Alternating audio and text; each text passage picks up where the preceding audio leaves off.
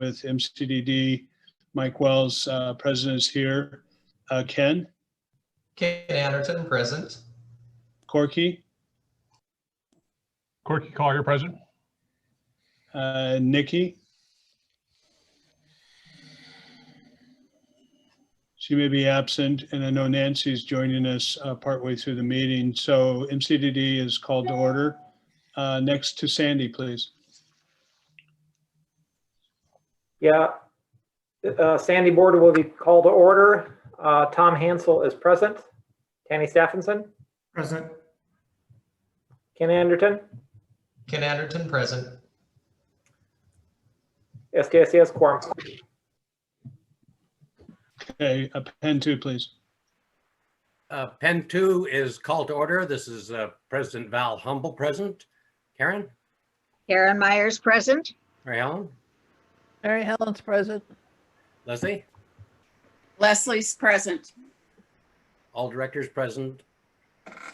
Thank you. And now pen 1, please. Thank you, Mike. This is James Allison, president. I'm present. Emerald Bogue. Present. Claudio Campuzano. Claudio Campuzano, present. Annalisa Kohler. Annalisa's not here. And Jeff Noodleman. Present. Great, thank you. Pen 1 board is called to order. Thank you. And Sunny, can you confirm that the audio recording is started? It has, and we do want to call to order the JCA, the Joint Contracting Authority, today. Okay, at this time, I would like to call to order the Columbia Corridor Drainage District Joint Contracting Authority. And we'll take a roll. Reed Wagner. Reed Wagner, present. Happy to see you all. Hello, Reed. Karen Myers. Karen Myers present. Nice to see you, Reed. Nancy Hendrickson will be joining us later, and Tanny Stephenson present. That's good. Thank you. Is there any public testimony?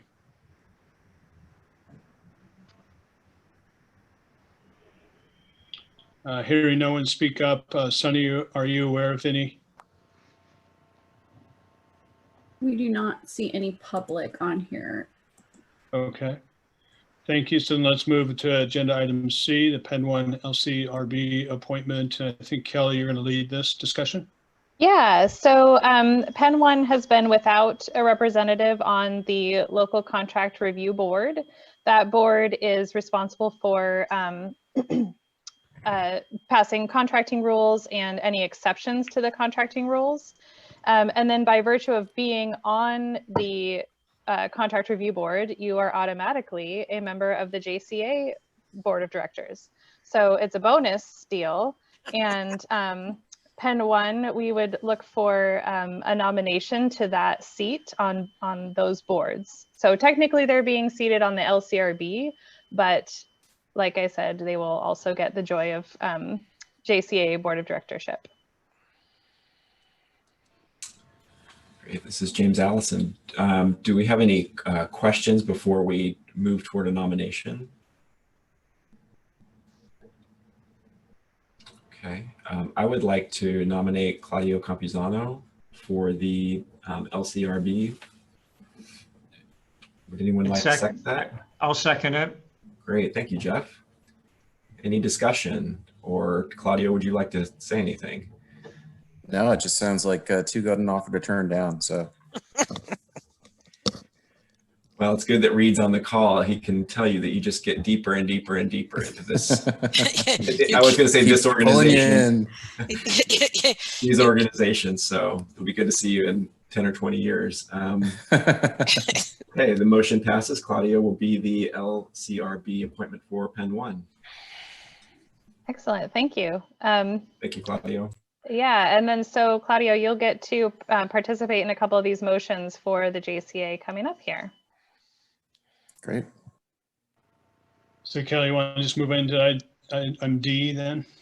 Sure, is that, I don't have the agenda in front of me, is that the COVID? It's a signing authority. Okay, then let's. For COVID, yes. Okay. So JCA has not recently passed a motion for their staff only signature authority. And so this just kind of makes everything less germy in terms of getting our invoices paid for JCA. And so we'd just like you to pass this, which will help you to match with the other districts so that we're just all following the same procedures here.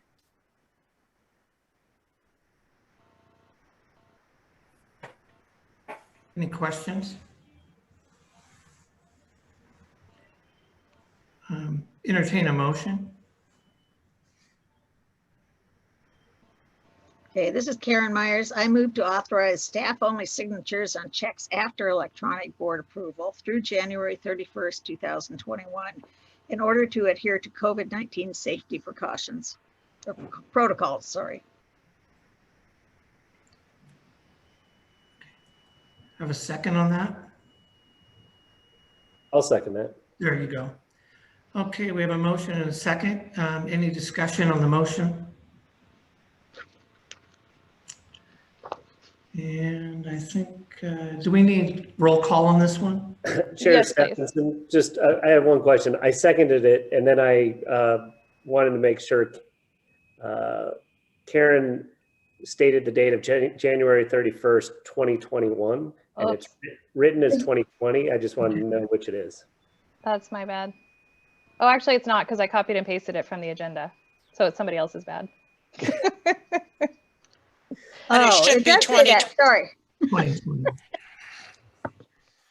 Okay, 2021. Okay. Thank you, Reed. So as moved, I second. Okay. And Karen Myers? Okay, am I voting for it? Yes, aye. Is that what you want me to do? Yes. Thank you, I was taking a nap here. Claudia Camposano? Aye. Reed Wagner? Aye. Tanny Stephenson, aye. Passes. Okay, Kelly. Thank you. And so some of you are familiar already with this First Amendment to the Services IGA that JCA hosts with the Urban District. So this Services IGA was effective August 24th. And then JCA contracts with MCDD as a subcontractor to provide the services for the Urban District. JCA then received $500,000 in a grant from Business Oregon, and MCDD has kindly agreed to charge zero overhead for work done from approximately March through June 30th of this fiscal year. And that's to support this effort and as MCDD's contribution to the Urban District setup. And the amendment that was sent to you in your packet in the resolution just memorializes the rates that MCDD charges and the fact that they will have zero overhead for the work that's using the grant funds through this fiscal year. The Urban District approved this on Monday. And so we just need JCA's approval in order to get this signed. Is there any questions?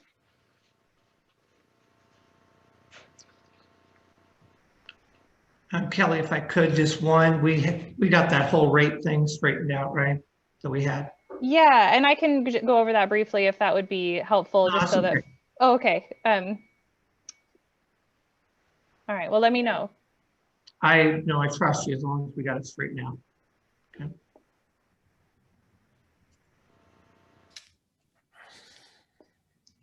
Okay. Any other questions for staff?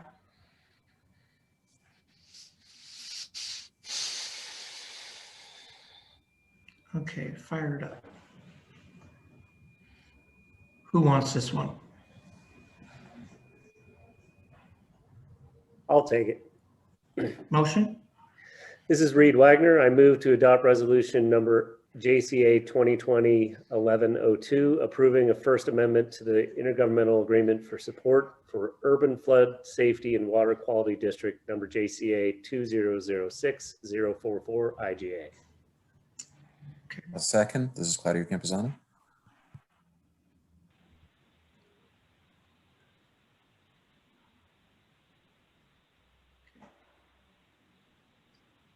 Okay, we have a motion and a second. Any discussion on the motion? Okay. Claudia Campuzano? You vote? Aye. Karen Myers? I vote aye. Reed Wagner? Aye. Kenny Saffronson? Aye. Motion passes. Thank you.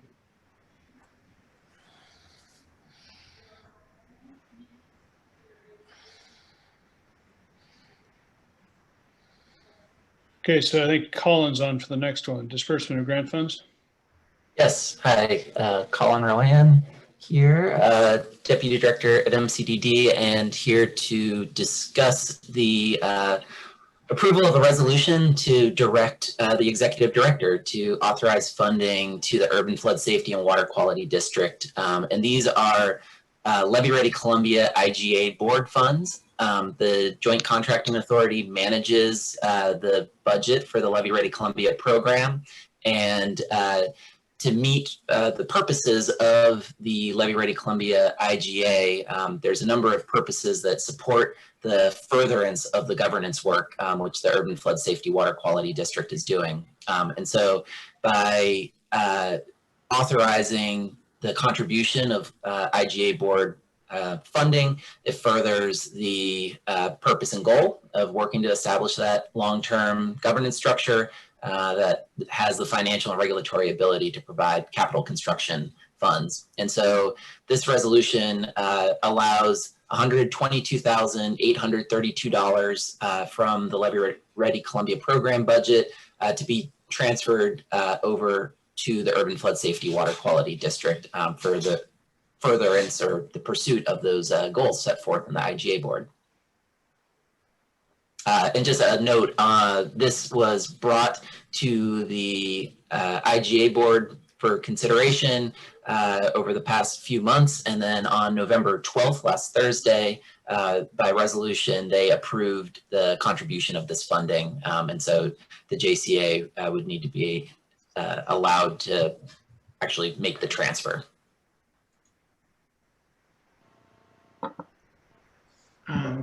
So if I could just add to that, this is basically money to help the Urban Flood Safety Group, who has the 500 from the state, the 400 that the districts gave the group, but also had a budget of 780.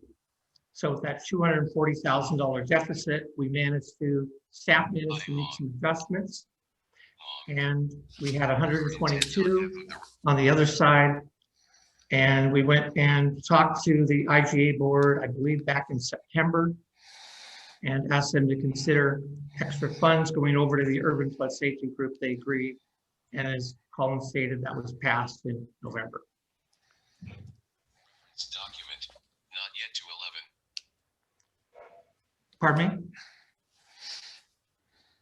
Sounds like someone has some background noise. Okay.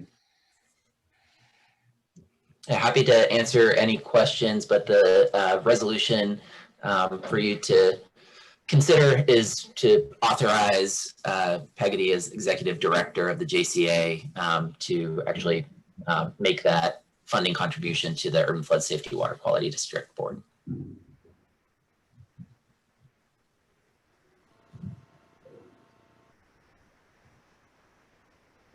Can I get away with a so moved? Okay.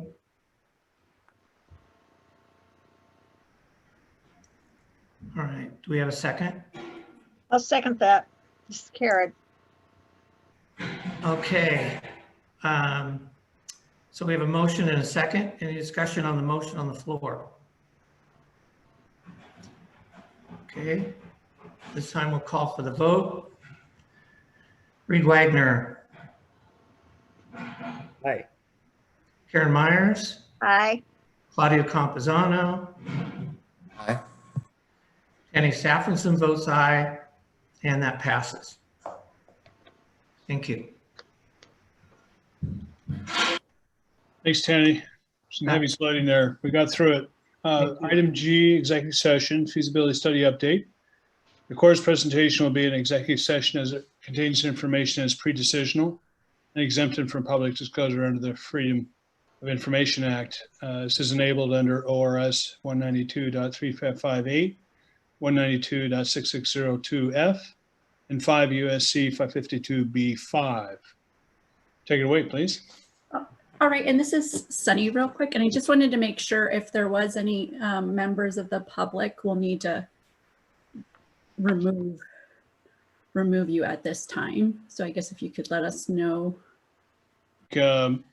Item H on our agenda is we adjust to a different executive session, discussion of confidential legal advice and attorney-client communication not related to litigation, being an executive session under ORS 40.255, ORS 192.3559A, and 192.6602F.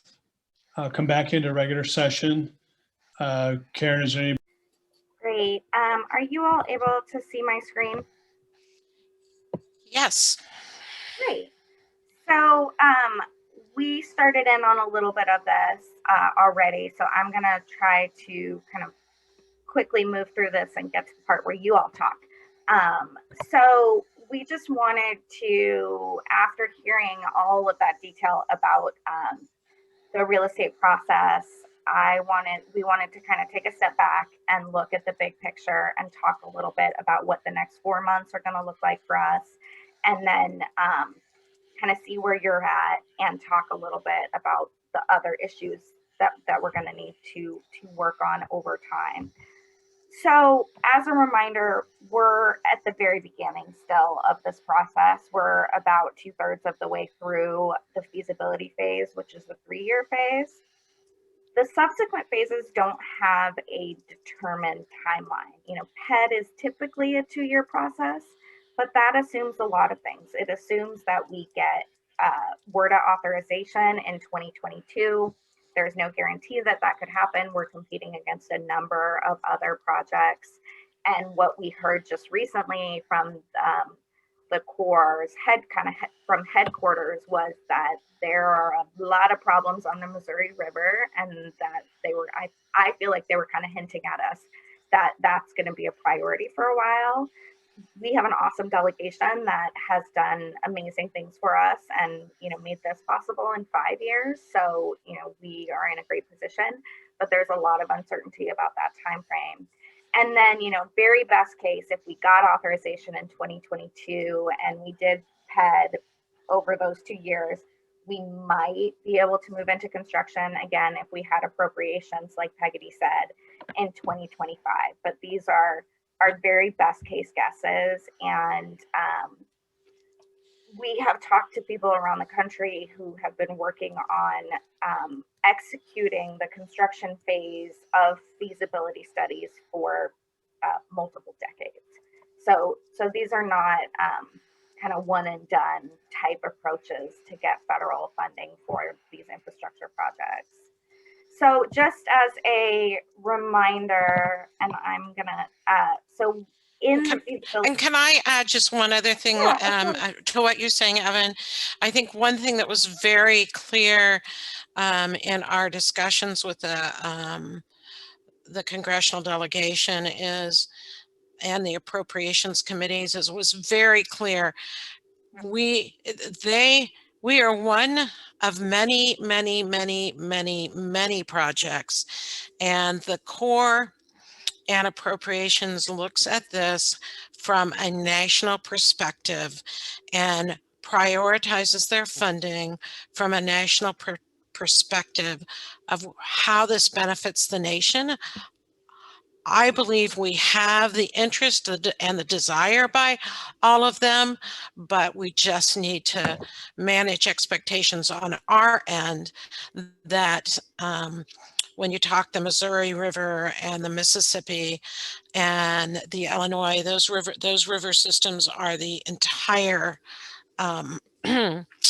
that's how they transport a tremendous amount of goods down those rivers and support the economic vitality of the heartland and agricultural sector. That's it. Thank you. So just in terms of zooming in on the feasibility phase, we're essentially at the end of refinement. these yellow boxes on the screen are where you all have made decisions at various points. You signed a federal cost sharing agreement to start the process, even though we didn't technically have a federal cost share because of where the money came from for this.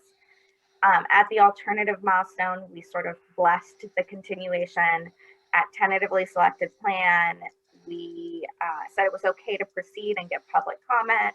At agency decision milestone, you all submitted a letter that said that you were ready to move forward as long as public comment was being kind of integrated into the refinement. Now optimization and refinement has occurred, and we are being asked to submit a letter of endorsement so that the package can go to DC for review and approval by the chief of engineers. And that's the end of the feasibility phase, but that does not mean it's the end, like that immediately we get to go to Congress.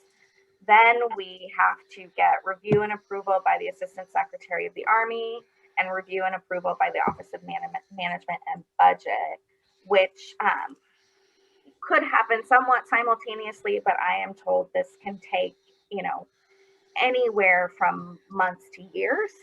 So all of that has to happen before we're able to go to Congress and ask for authorization in a WRDA. Some of the pre-engineering and design work can begin before we're authorized and we have appropriations, but it still requires approval in the Army Corps work plan, which is a competitive process that happens annually. So we'll have to work to get the Army Corps to put the money forward to do pre-engineering and design, which can take some time as well. And then of course, once you finish the pre-engineering and design phase, you go into construction. And that is not constructing everything all at once. They'll pick increments. We do not yet know what the increments are that they are recommending, where we start first and then where we move. I believe that will be in the final report. There'll be a kind of rough estimated construction schedule that's in the final report that will help us begin to have some of the conversations around funding for the different districts, timing on some of that. So right now, what you're being asked for is a letter of endorsement. We included a sample letter in the board packet and are working on getting a few more to share if you all are interested. But the Corps has sort of provided in writing for us what is required in the letter of endorsement, and you basically see it up on the screen. It's a description of what's in the preferred plan, just to confirm that we understand what is in the preferred plan. It's the district's willingness to operate and maintain the improvements, assuming that we get to that point after construction. It's the desire to move into the design phase, and the understanding that that requires a local cost share of 35%. It is not a commitment that we have the 35% on hand right now, nor is it a, we're committing to trying to get the 35%. If we were not able to raise that, the project would stop. It would stop moving forward. There would be no other consequence other than the time lost and the money spent so far. So, and then, so it's a commitment to, or an understanding that there's cost shares for both the design phase and construction, and a commitment to start working on the implementation of the real estate plan, with the understanding that the majority of the work for the real estate plan happens in that transition between PED and construction once we've signed the PPA and we have we receive like a technical notice to proceed from the Corps, or a formal notice to proceed. So, and then we also need to include some sort of message about why this project is important to the region and the nation, and why it's important, in our opinion, to move forward quickly. Currently, what we have heard from the, we're trying to make sure that we get you all the information that you need to feel comfortable making a decision about endorsing and moving forward to the next phase. what we've heard so far that folks have asked for is some potential timelines and funding scenarios, which we plan on bringing forward next month. A number of sites with risks of unidentified contaminants, which was from the discussion with Hong, I think 2 months ago, about the HCRW, the hazardous radioactive waste. Updated project cost estimates, which folks talked about today, and we'll be able to get those to you hopefully in January, December, January, depending on when the Corps can give us the updated report.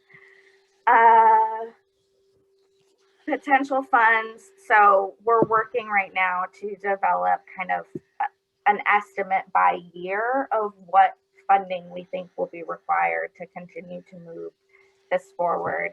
And then plans related to securing the 35% match, understanding that that is probably not going to be us entirely. There are opportunities for in-kind contributions. There's obviously we're going to need to be talking to the Levy Ready Columbia table and the new district about how we fund both PED and the longer term construction funding. So sort of our short-term decision-making proposal is that in December, we bring you the information about funding timelines and scenarios that you've been asking for. It's a lot of work to gather that information up. I think we are in a place now where we have enough information from the Corps to understand the process and understand general estimates enough to kind of lay some of that out for you and look at how that might work. We'll also have a draft letter so that you can begin to kind of see what it is you would be signing. Then we have January and February essentially to kind of have discussions about the projects, the risks, the trade-offs, refine the letter, consider passing a resolution, and then finalizing the letter and submitting it. So really that's the end of it for me, but we wanted to kind of open it up to you all and ask, is this sufficient? Did we capture the information that you feel you need now? How are you feeling? It would be great to know kind of where folks are on this. So with that, I imagine Mike has stuff to say, but I imagine I'll open it up to others. Yeah, I'll jump in first. Thank you. Good presentation. Could you back up one slide, please? Mm-hmm. Current board request for information. I guess from my standpoint, this is a really good list, but I'd like to add one more, and that is articulate when are the off ramps?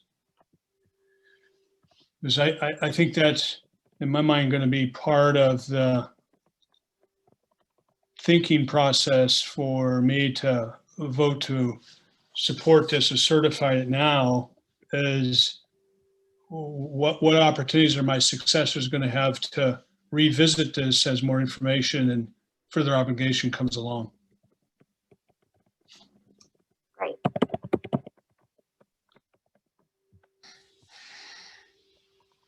This is Val Humble, Pen 2. I'm not looking for off ramps myself. I'm hoping this thing goes all the way through and we get it all done. Thank you, Val. And this is Mark. I just to answer that really briefly, because it's no mystery. At this point, the two big off ramps are prior to committing to the design phase and the construction phase, and prior to committing those funds. The design agreement and the PPA are I think the biggest off ramps. Obviously, we don't need to sign a letter in the spring either, but the ones that are after we sign the PPA, there will be a lot more commitment invoked in signing that agreement. So it's kind of our last big off ramp, and that is again a couple of years out. But we'll clarify that further. My question is your presentation or parts of it available? Because I didn't take good notes. I was trying to listen, but I'd like to be able to remember this at some point, and I might not by later this afternoon. It's in the board packet. Oh, okay, that okay. went out, yes. I was trying to look, but my phone wouldn't open it. So, okay, Yeah. thank you. It's also on the website. The slides related to the process are on the website from the October 28th community. Okay, so your whole presentation is in the packet. Mhm. Okay, thanks. We will also provide prior to, we should be able to provide next month, the specifics of the certification of funding so that they see what I am required to sign in order for us to move forward, and everybody's comfortable with that.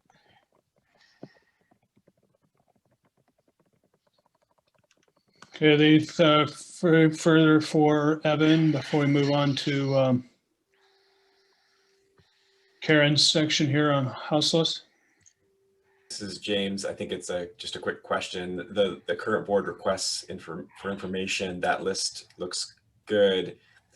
Obviously, we will need resources to implement our part of the PED, real estate plan, and then we'll need resources beyond that for the real estate implementation. When will we identify, as we look at the scenarios for the match, will that be broken down at all by district so that we can kind of understand our position? So this is an issue that we've started to talk about internally because there's a number of ways that you all could handle going forward. There's going to be more work in some districts than others. And so I think that that's a conversation that the boards are going to need to have that could happen after the endorsement. Really dig into, is it each district on their own, or are the districts going to share in costs in some ways, or is that just for PED and then the new district is on the hook for everything? There's a lot of different ways to kind of I'm not coming up with a good metaphor right now, but there's a lot of different ways to kind of handle that. And we can provide some of those alternatives, and so you can understand it from a number of different perspectives. We will make sure we have that available. Mike, one quick comment. I think this is a good reminder of why we need the new district up and running. So I think having these off-ramp considerations is, if that fails, there's a lot at stake here. And so I think this is why this is really a critical discussion to have, coming forward, that these are very clear, and if we don't have the funding, these are the issues that we're going to face without having, enough money for the match, or it's going to skyrocket the rates, etc. So I just wanted to point that out. Yeah, that's true. Well, I guess that's something to continue to talk about with Hong, because my understanding is if we commit to moving forward and we aren't able to raise the funds, the Corps will just move on. If we get authorized, and they're not going to come after us to require us to. No, they're not. Yeah, that's true. They won't, and I think what it ends up doing is, number one, we can go back in to get funds another time. Number two, what it does is prepare the boards, whichever board is in play at the time, an understanding of where they need to start focusing priorities and chipping away at these projects. So, it's an important document for a multitude of reasons. I know, with Multnomah County, they every year had to report to the board on their seismic obligations. Those seismic obligations were in the $100 million or more. I think it was billion for the bridges. And a recognition, we know we have those, that the county knew they had those, but you can't chew or bite those off at one time. all at one time. You at least know what your priorities are and try and chip away from that dollar amount over time. Yeah, I mean, I think the off ramps that are identified are really to not continue efforts to get federal funding to support the construction of the projects. What remains, if you do get and go off ramp, you still have this report that's out there that tells you what are some of the issues that you could be undertaking on the levee to improve the levee. And it just sits out there. So it is something, it's a set of projects that are need to be evaluated. It can't be ignored at that point because the cat's out of the bag with respect to the report.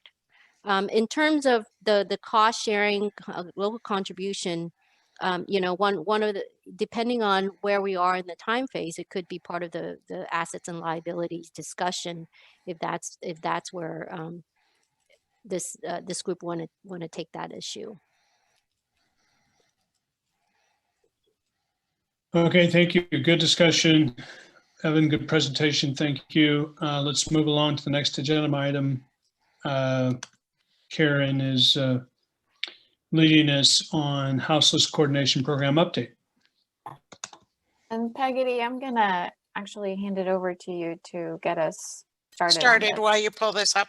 We understand the short time frame. One of the things I think we wanted to make sure I've talked to each of them presidents of the board, but we wanted to make clear that our operations staff is going through a very tough time with the increase in the number of houseless individuals.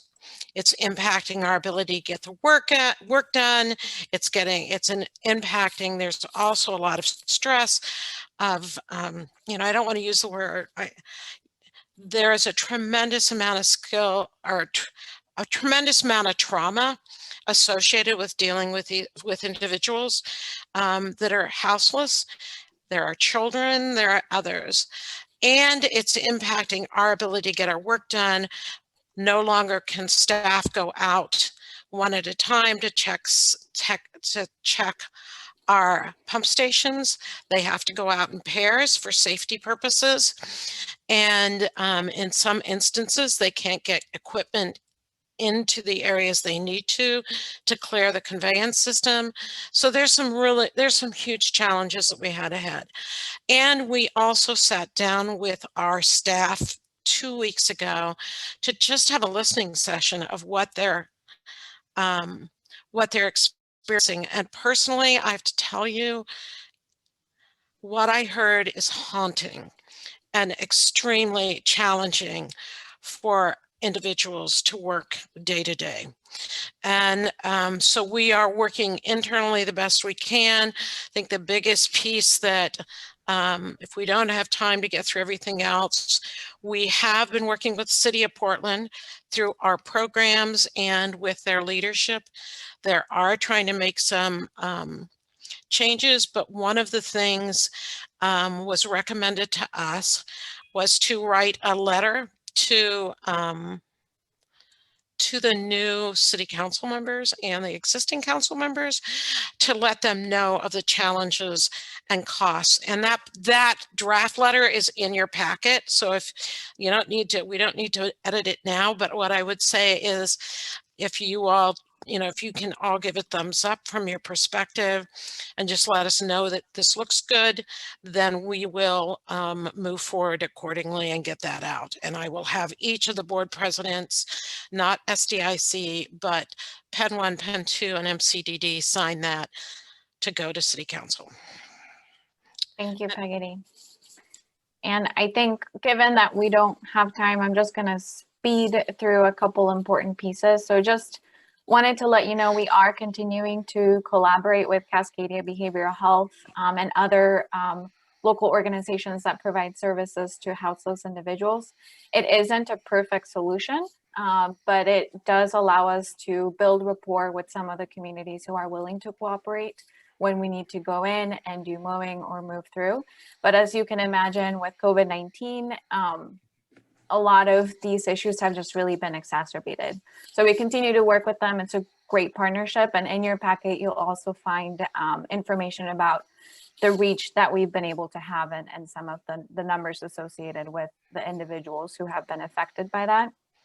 And then just to touch on what Peggy has already mentioned, the listening sessions we've had internally, I wanted to just point to some very specific staff reports that we've dealt with in recent months. We did have an armed conflict and a fire at pump station number 4. We have had instances of frequent access, blocking of access to our gates or to our pump station, specifically Schmier Pump Station and Pump Station 4, which is detailed in that letter in your packet. There are instances where there have been fast driving vehicles that have nearly hit staff in equipment. There are unsafe situations. And we have had one instance last summer, which we mentioned two board members about one of our mowers nearly hitting an individual who was laying unconscious in our 6-foot tall grass.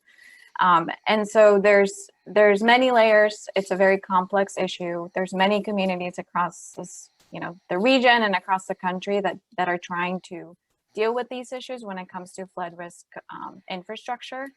But we really think that the point of the letter is to help us move to some site-specific short and long-term solutions. So we've really put in our best effort. We want to work with a trauma-informed approach. We went through a good process of selecting Cascadia because they were familiar with our area. But we are at a point where we need to continue those efforts, but we also need to have some stronger partnership with the city and seek leadership support since this is beyond our scope. So looking ahead internally, we're continuing to do some listening sessions. There is a security contract that is being established for security purposes at the Elrod district office. And then we'll be working through some policies and operations protocols with our field staff and our operations team. And then as Peggy mentioned, we have, a drafted letter that's on page 18 of your packet. And then we do intend to do targeted outreach, not only to the mayor's office and the commissioners, but the bureau directors. So specifically, looking at parks, since a lot of parks property is adjacent to many of the sites we manage, and others in thinking about the consequences of inaction. So we have in the letter detailed the drainage area and the areas that are affected. For example, Pump Station 1. There's thousands of acres that run the risk if we're not able to go in and maintain or access that pump station because of safety concerns or blocks to access. It's not just our district or our field staff that are affected, but it's also hundreds of businesses and residential communities that are also affected. So trying to paint that bigger perspective of the importance of being able to do our work and do our work safely. And we'll continue working in coordination with one point of contact. So I know we don't have a ton of time. Peggy? I just wanted to add a couple other things. We are continuing, we in the past have had Multnomah County Sheriff's Office come out and work with our operations staff. We are requesting that they come out again, just on how, part of it is trauma informed interactions, and also any recommendations they may have for us to better, I know that any ways that they could suggest to keep our staff safe in the system operating effectively. And I know MCSO was well received by our operations staff, and that's another reason we would very much like them part of this process. This is Corky. First, I wish we'd been a little bit better informed of some of these problems. Those strike me as extremely serious issues that I feel bad not knowing about until now. Going forward with the city, I suspect you're not going to get very much of a response, or a shrug of the shoulders sort of thing, unless we've got some really specific requests of the city. Do you have something in mind to ask them for? ideas that they can act on? That's go ahead, Peggy. No, go ahead. It's an excellent question, Corky, and the letter is really intended to be the first stepping stone. So to highlight some of the key areas, we're internally working through some proposed solutions so that when we have those meetings with the bureau directors or city commissioners, we have specific asks. So we do have a list that is working. So examples of barricades, of security systems, and there's some things that we will be able to implement and some things that will be needed from the city. So we intend to come to those meetings with that information. And I'll also let you know, the city and county are collaborating on this, and it's a consistent approach of across both agencies, and that means all the city bureaus are working through one point of contact as well. And we have field staff in our own bureau that are having the exact same problems. You know, we have to get to sanitary pump stations, and there's a lot of areas we need to get to, and we have the exact same problems. And we are also putting together some information to put forward to to City Hall and the new commissioners so they can consider everything. And just one point, I'm not sure everyone knows this, but one of the reasons they stopped moving people around was because they didn't want to spread the COVID during this time. And that is why when they reduce enforcement on where people are and how bad they are acting out there, then it does get worse, and we've seen this before. So I'm glad that we're putting a letter forward, and it is reaching a tipping point. I'm sure we're going to get something done, and I think it's going to take us all working together. Thank you, Nancy. I just wanted to add, because I've shared with some people, but not everybody, because it's sort of like an ongoing, as of 4 o'clock yesterday, Commissioner Jayapal with Multnomah County has made a commitment. She's involved with Metro's funding, etc., but she was also knowledgeable of this difficulty, and I think she's going to reach out to Peggy at some point, her chief of staff, and she's very concerned about the safety of citizens. And she had also, and it was the first I'd heard that Multnomah County sheriffs had gone out, and I've always heard wonderful things. So she's trying to coordinate with them to perhaps get more enforcement assistance with individuals committing crimes. In the past, it's always been kind of confusing for those people as if it's in the county, if it's in the city, who does it. And it sounded to me like she doesn't care if whether it's, I mean, they have to pay attention to county and city jurisdictions, but I'm bringing this to the attention of so many people, the city as well. I have faith in her moving this forward because it's been, on a daily basis. So I'm hopeful, but I think this letter is very, very important. And I suggest that you also write a similar letter to her, just so she has it in her hand to say, look, it's not just Mary Helen calling our office and trying to get the drainage districts involved. So as many people as know, I think we'll get more action. So Mary Helen, I appreciate that. And I think the one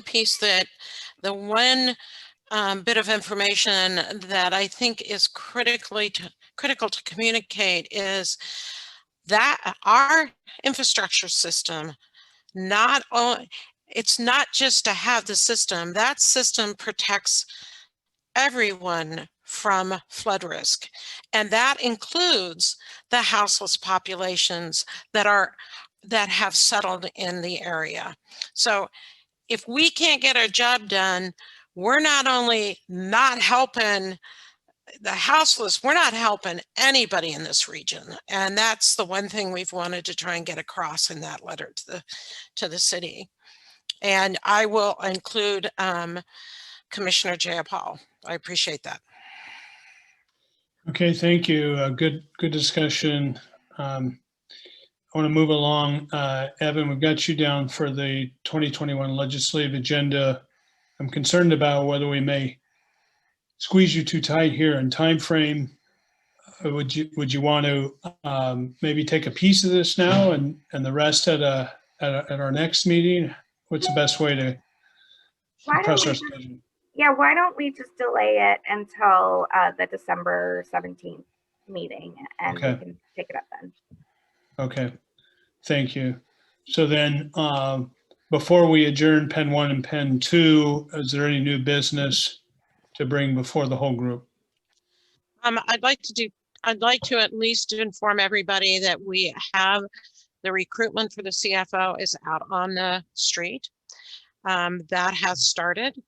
And I believe the closing date is the first week of December. We will also be initiating for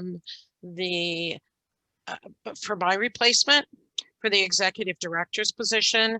When we are initiating that process, one of the things that, since it's across with the urban flood safety water quality districts, one of the things that Mike suggested, which I think is a great idea, is to kind of do a quick survey of everyone to see what kind of qualities, soft skills and hard skills of what is needed for this position, and do a quick survey, and people can get that back to us. It begins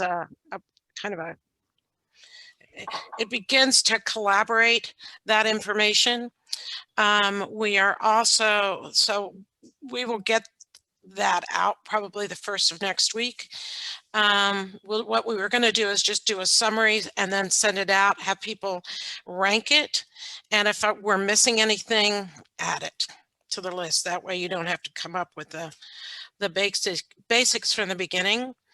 And then I wanted to let you know that urban district is going to be moving forward, and we're going to be soliciting participants to develop their mission, vision, value, which will then help also shape their revenue development model, and seeking a participant or two to help with the executive director recruitment.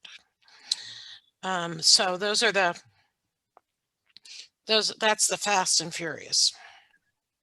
Okay, good. Thanks, Peggy. So now let's have Pen 1 and Pen 2 adjourned, and we'll move along to SDIC after that. Great. Thank you to the staff. Thank you, Peggy. Thanks to you, Mike. Pen 1 board is adjourned. The November meeting 2020 of the Peninsula 2 Drainage District Board of Supervisors is hereby adjourned. Bye. Thanks, everyone. Thank you. Leaving, have a nice Thanksgiving. So Oh, then, item M, SDIC landholder meeting. I think Kelly, you're leading this discussion. Yeah, I see you did not have quorum at your annual meeting that was last week. And so you have 60 days in which you can reschedule your annual meeting at which it would only require 25% to reach quorum. And according to Google, that date is Monday, January 11th, 2021 would be the latest you can hold that. And so I don't know if there's strong preferences about days and times, or if you just want to leave that up to Emily, or what you think about that. Ken, Tanny, discussion? We can just work through Emily to find a date that works for all of us. Yeah, I'd agree. Emily's very efficient at finding times for us. Okay, then maybe just a motion that we will move forward with rescheduling that annual meeting within 60 days.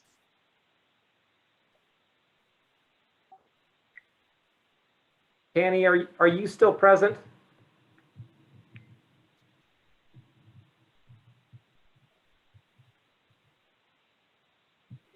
So the reason I asked Tanny, he had sent me a text, he needed to step away. So we may not have a quorum here to take a motion at this time, Kelly. Okay, well, I'm not sure if we're meeting in December, but we'll go ahead and get to work on scheduling something, and with the assumption that that will move forward at a later date. Yeah, it looks like you guys have a December format on the 17th, and so maybe we can just do that at that time. Yes, that'd be great. Sorry, it just Tanny's meetings stacked up, so. No worries. Thank you. Thank you. All right, thanks, Kelly. And Tom, then do you want to adjourn SDIC? Yeah, Sandy Drainage Improvement Company's November meeting is adjourned. Thank you all. All right. All right, thank you. So now moving to this is MCDD's is left. We have executive session. Discussion with confidential legal advice and attorney-client communication not related to litigation will be an executive session under ORS 40.255, ORS 192.3559A. And Hey, when Mike, can we switch those? Yeah, I think there is a public section to the issue, and then we'll go into into executive session. Okay. On the McBride Slough. Okay, so is Bill going to lead us initially then through the public Yes. section? Okay, disregard executive session comments then. We're still in public session. The recording is still on, and Bill's going to present. Thank you, Mike. Good afternoon now, everyone. I will just have a couple brief. I'm going to turn over the bulk of the presentation to one of our engineers, McKenna Bell. This topic deals with a capital project that you authorized back in spring of 2019. At the time, you had suggested and staff to move forward with this project by funding it through reimbursements through individual property owners who benefit from this project. So we want to give you an update on this project. It's the straw pipe McBride Slough drainage rehabilitation project, and McKenna will have the details. Thanks. All right, I'm gonna share my screen here.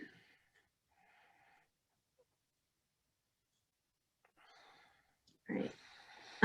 And I don't think I've met all of you yet. I'm McKenna Bell. I joined the district in January as an engineer. So, welcome. Thanks. So McBride Slough pipe / AKA straw pipe rehab project, just to kind of give a refresher on this. This pipe is 84 years old. It's a very critical pipe in MCD's internal drainage system, and it drains non-airport runoff from the McBride Slough to the Columbia Slough. MCD does not own this pipe right now, but we do maintain it. And then Resolution 1143 was passed in April 2011, which is on repair and replacement of pipes, and it states that MCD would accept ownership of pipes that are repaired or replaced under the conditions specified in that resolution. So this is a map of the drainage area of the pipe. The straw pipe is this black one right here.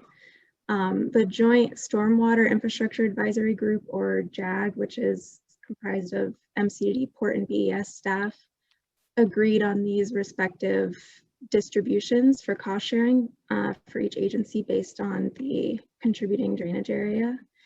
So of the gray part, which is MCD's portion, down here are these are the 6 property owners, individual property owners that are affected by this pipe.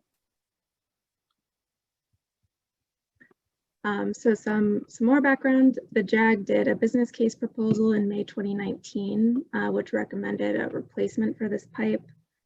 And then we finished a geotechnical risk assessment this June, which detailed the high risk associated with pipe failure if this pipe were to fail, including flooding of nearby sites and roads, buildings, possible pavement collapse, utility structural damage, etc. May 2019 was the last time the board discussed this, and they agreed on that cost distribution shown on the previous page. The JAG business case proposal includes a estimated project cost of about 1.1 million, including design and construction. So these would be the respective cost shares for that cost. MCG's portion is estimated around 436,000. As Bill mentioned, that motion also included this provision to pursue cost recovery from those property owners, which is also in that resolution 1143. So just some budget considerations here. We currently have 50,000 in the budget for this fiscal year under capital, and the CIP plan estimates about 200,000 next fiscal year, and then about 850,000 spent in fiscal year 2023, which is when we were estimating construction would occur. There was an assumption made that these project costs would be paid for under the capital loan and then reimbursed back into the loan from the benefiting property owners. And just want to say we kind of had an additional clarification on that, that based on the terms we established with those property owners, we might not be able to use the loan for cash flow if the cost recovery kind of payback from those property owners extends beyond the terms of the loan, because we have to reimburse the loan if we use that money. So this is kind of a preferred route if we do decide to approach these property owners for funding. We've done a bunch of research and some strategy development. We've talked with some public outreach people at PBOD and BES, and this, you know, obviously would start with some pretty intensive outreach to these property owners, and the only contact thus far has been with one of the property owners, Link Logistics, which was only to gain access to their property during the geotechnical assessment. So it's likely that many of them have very minimal, if any, knowledge of the pipe, and especially none about, you know, its risks or age. So we would then develop like a business and legal case to present to them, which, you know, would probably prove to be fairly challenging just based on the high costs and the fact that there's no localized flooding or any kind of visible issue in this area right now. So I think it's definitely going to be a hard issue to raise with these property owners and help them understand. So we would develop individual contracts and payment plans with each property owner. And MCD will be responsible for the upfront costs. So as I mentioned, we might not be able to use the loan depending on payment terms we're able to agree upon with these property owners. This table down here shows the property owner's cost share based on the impervious area percentage. And you can see some of them are, you know, fairly high individual contributions.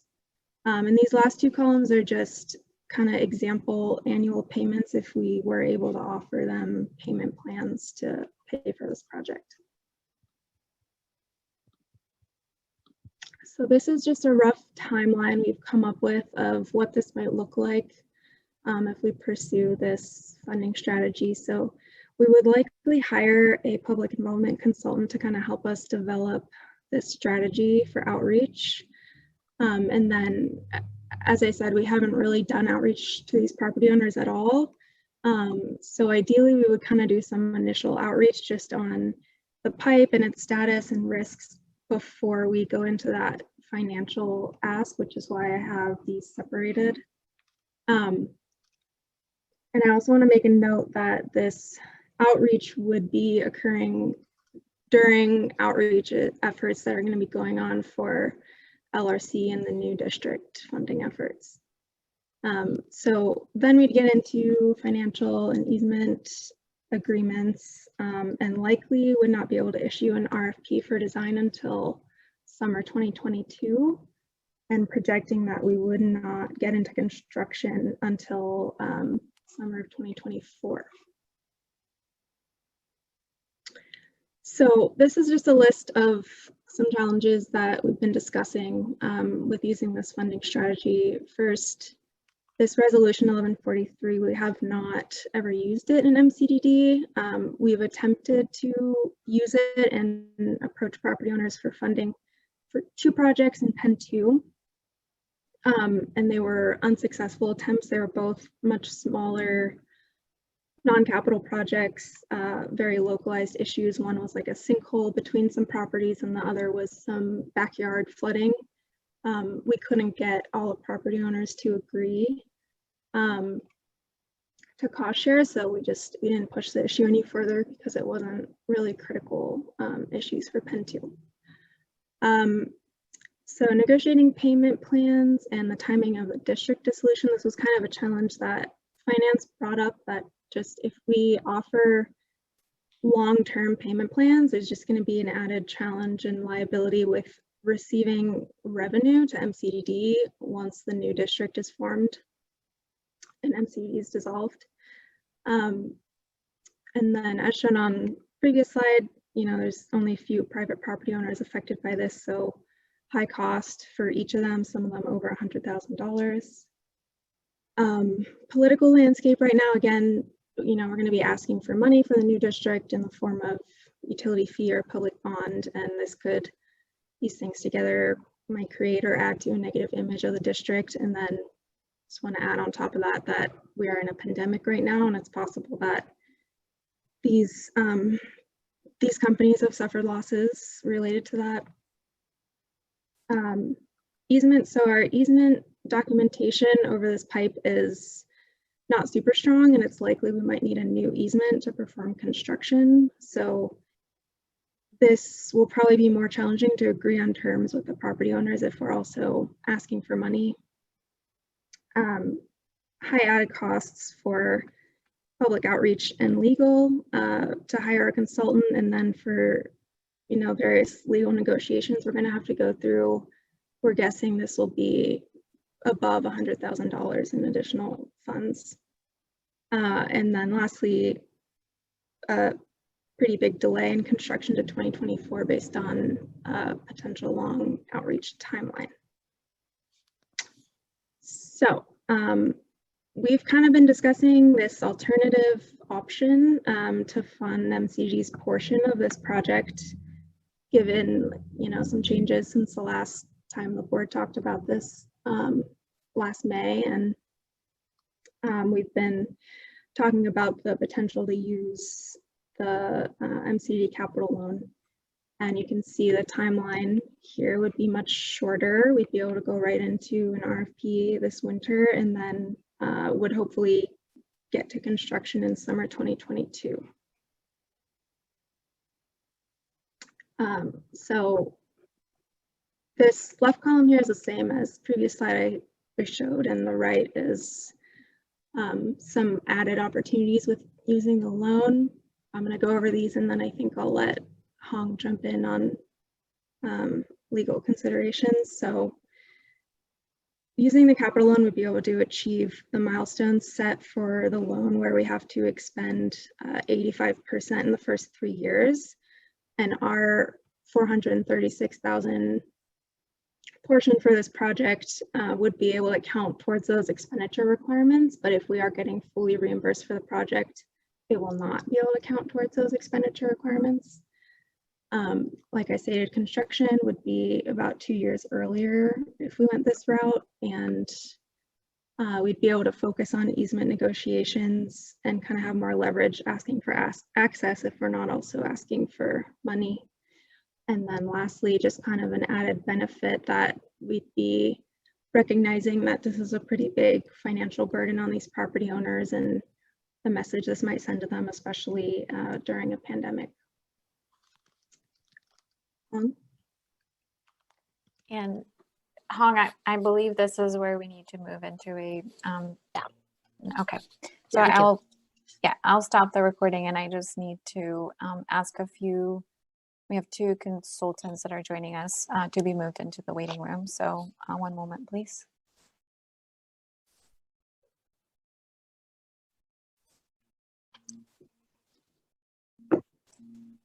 Is Tanny still on? I While we're haven't. waiting for that, I'll make announcement that we're going into executive session. Discussion of confidential legal advice, attorney-client communication not related to litigation. This is allowed under ORS 40.255, ORS 192.3559A, and finally 192.6602F. Go ahead. All righty. Thank you. I hope you. Further agenda items. Is there anything for the good of the order or any business that we should be considering? No, not to my Okay. awareness. Very productive meeting. Thank you, everyone. And happy Thanksgiving. Happy Thanksgiving. Thanks all. Yeah, have a safe holiday, everyone. All right. Thank you. You too. Be safe.